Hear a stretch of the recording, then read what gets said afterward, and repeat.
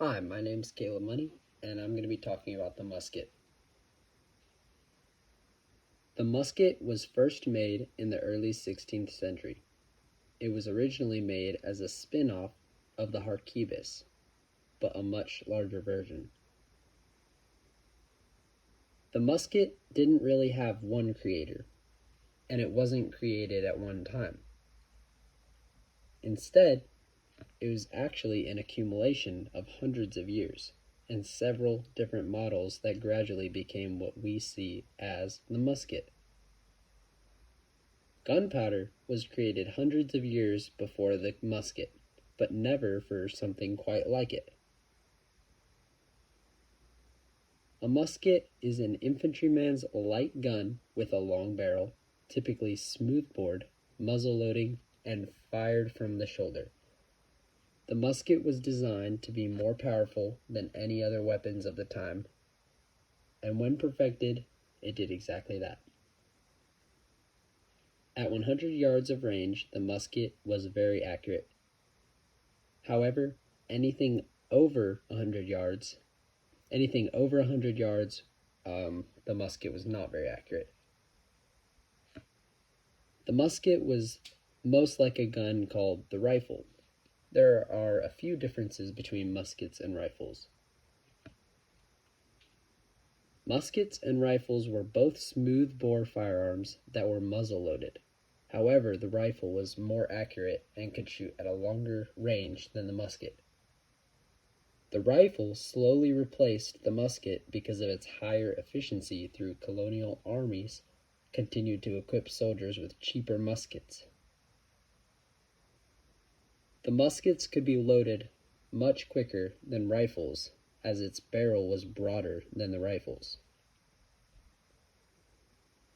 The rifle was much more accurate than the musket, and it could fire targets at more than 300 yards easily. However, the musket could hardly shoot beyond 200 yards, and it was far less accurate. The musket made use of a larger iron ball, causing heavier damage when shooting at a close target.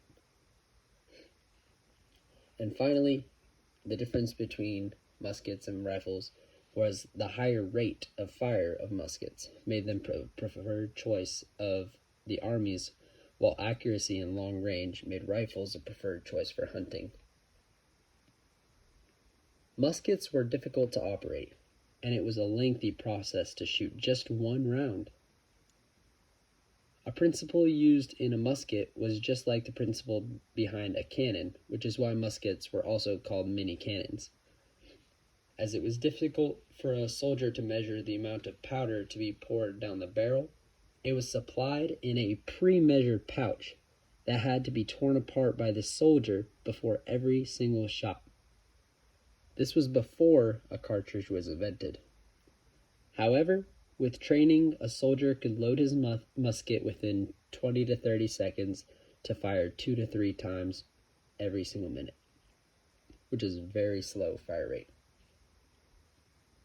Muskets were primarily used in the Revolutionary War. There were several variations of the musket, however. First, and most popular, there was the Brown Bess.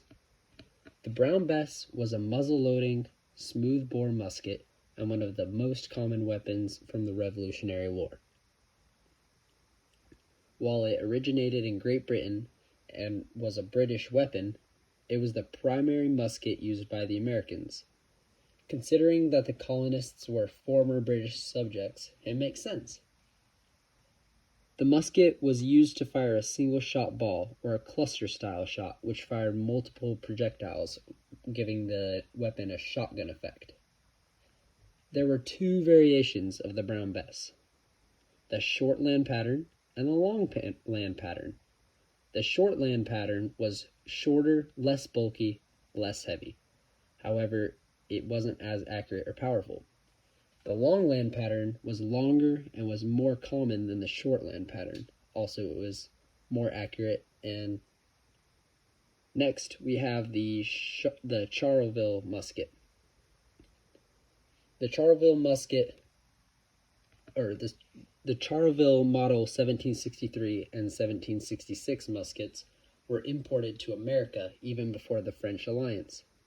The Charleville would influence the Springfield musket of 1795. Next, we have American-made muskets. The infant country commissioned many gunsmiths to make muskets for the Continental Army. These muskets became known as Committee of Safety muskets because the musket often did not bear the maker's name.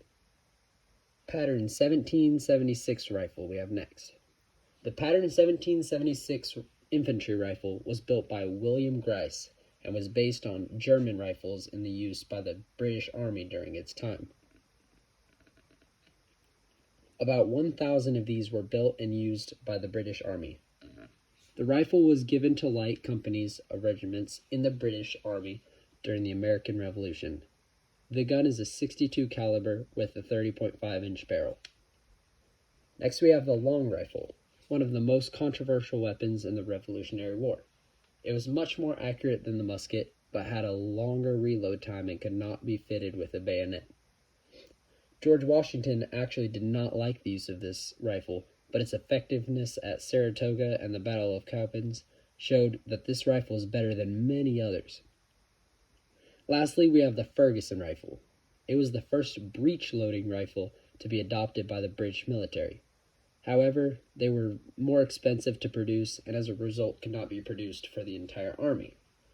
The rifle was the creation of Patrick Ferguson and had an accurate range of approximately 100 yards with a 3 to 4 inch accuracy. It loaded much faster than the musket and could be loaded in the prone position. After Ferguson was mortally wounded at the Battle of Kings Mountain, the rifle was no longer produced. Most muskets also had bayonets. The bayonet was fitted to the musket and aided to the soldier in close combat. The bayonet was a crucial weapon in the Revolutionary War. Due to the inaccuracy of the musket, the bayonet charge was used frequently. This triangular-shaped blade would leave a large, easily infected wound on the victim. Most units on both sides of the fighting during the Revolutionary War used the bayonet. Early muskets were often handled by 2 people and fired from the portable rest. Such a weapon was typically 5.5 feet or 1.7 meters long and weighed about 20 pounds. It fired a 2-ounce ball about 175 yards with little accuracy. Later types were smaller, lighter, and accurate enough to hit a human-sized target at 80 to 100 yards. The musket has had a long history, and a lot went into making it one of the most renowned guns ever made. I'm glad I got to share a little bit about it with you. Thank you.